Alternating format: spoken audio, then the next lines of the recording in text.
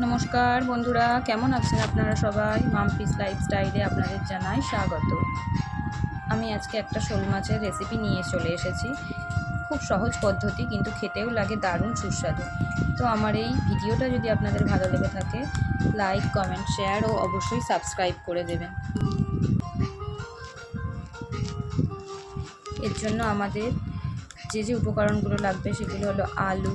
আমি দুটো মিডিয়াম সাইজের আলু নিয়েছি, আর মাছটাকে আগের দিন নুন হলুদ মাখিয়ে রেখেছি যাতে তার ভিতরে ভালো করে নুন হলুদটা ঢুকে যায়। আর পেঁয়াজ, রসুন, কিছুটা পেঁয়াজ কেটে নিয়েছি, আদা, টমেটো দুটো, আর এখানে আছে তেজপাতা, গরম মশলা, শুকনো লঙ্কা, হলুদ, গরম মশলা গুঁড়ো, তেল আর নুন। এবারে প্রথমে কড়াইটা গরম করে তারপর কড়াইতে তেল দিয়ে দিলাম। তেলটা একটু গরম হওয়া পর্যন্ত অপেক্ষা করব। তারপরে এতে নুন হলুদ মাখানো মাছগুলো একটা একটা করে তুলে দেবো।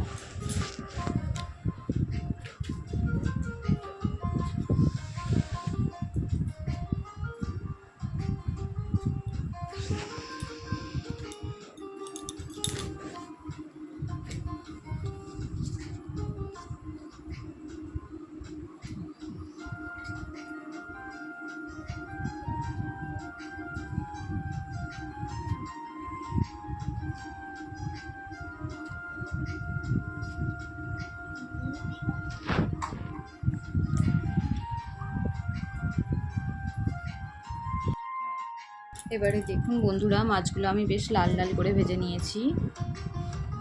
দু পিঠ ভালো করে লাল লাল করে ভেজে নেওয়ার পরে এবারে মাছগুলোকে আমি তুলে দিয়েছি। এবারে কড়াইতে আলুগুলো দিয়ে দেবো এক এক করে।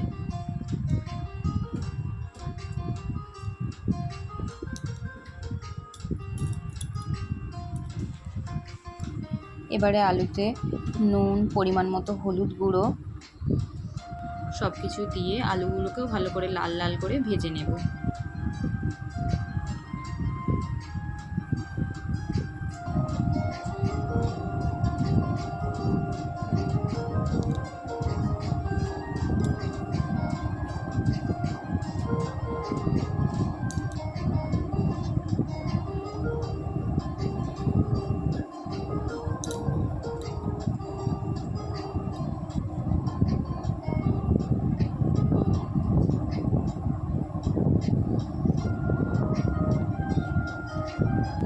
দেখুন বন্ধুরা, আলুগুলোকেও লাল লাল করে ভাজা হয়ে গেছে। এবারে আলুগুলোকে তুলে নিয়ে আমি কড়াইতে এক এক করে ফোড়নগুলো দিয়ে দেবো।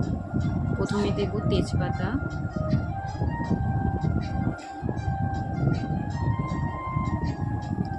গোটা গরম মশলা, দারচিনি দিলাম, লবঙ্গ, এলাচ,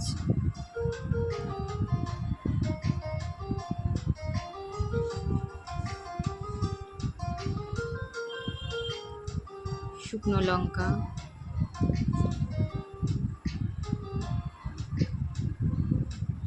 এবারে বন্ধুরা যতক্ষণ না এটা দিয়ে একটা মিষ্টি গন্ধ বেরোচ্ছে ততক্ষণ আমরা এটাকে ভাজবো। তারপরে একে একে এর ভেতরে টমেটো, কুচানো পেঁয়াজ এগুলো দিয়ে বেশ কিছুক্ষণ নাড়াচাড়া করব, যতক্ষণ না এগুলোর মধ্যে একটা ব্রাউন কালার আসছে ততক্ষণ আমরা এগুলোকে নাড়াচাড়া দিতে থাকবো।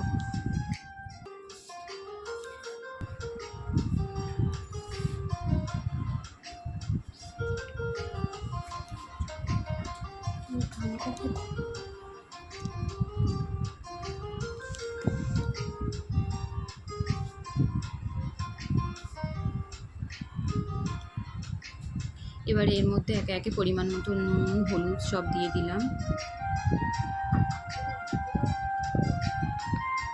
দেখুন বন্ধুরা, এবারে আস্তে আস্তে এটার ভিতরে একটা হালকা ব্রাউন কালার চলে আসছে।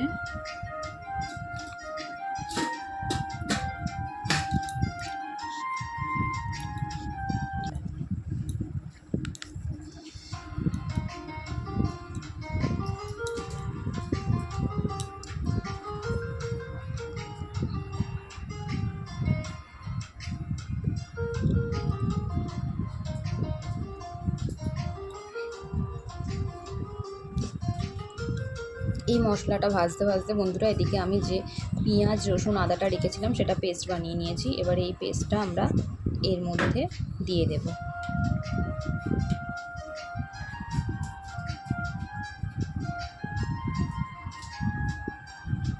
এরপরে আবার আমরা এটাকে নাড়তে থাকবো, যতক্ষণ না দিয়ে এই মশলাটা দিয়ে তেল ছাড়ছে ততক্ষণ আমরা এটাকে নাড়তে থাকবো।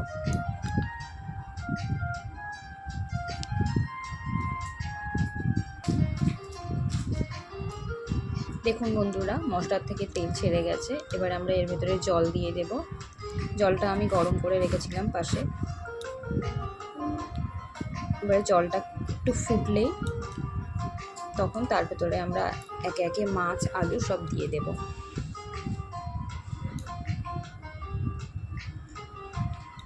জলটা ফুটে গেছে, এবার একে একে এর ভিতরে মাছ আলু দিয়ে দেব।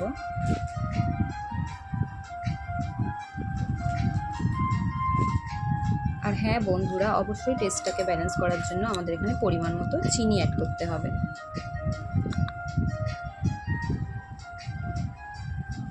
বন্ধুরা দেখো ভালোভাবে ঝোলটা ফুটে গেছে। এবারে আমি একে একে এর ভিতরে মাছ আলু দিয়ে দিলাম।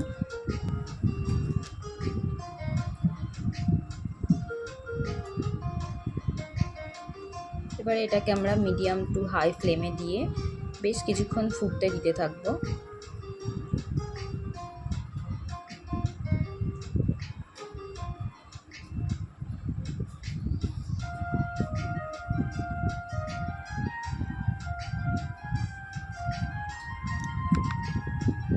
দেখুন বন্ধুরা আমার আলু মাছ সব সুন্দরভাবে সিদ্ধ হয়ে গেছে, আলুগুলোও গলে গেছে।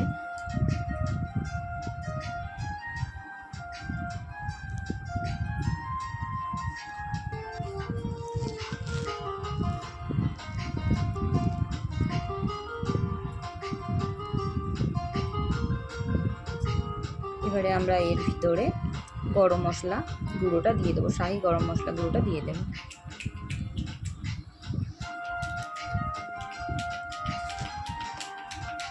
গরম মশলা গুঁড়োটা দেওয়ার পরে অল্প কিছুক্ষণ ফোটাবো।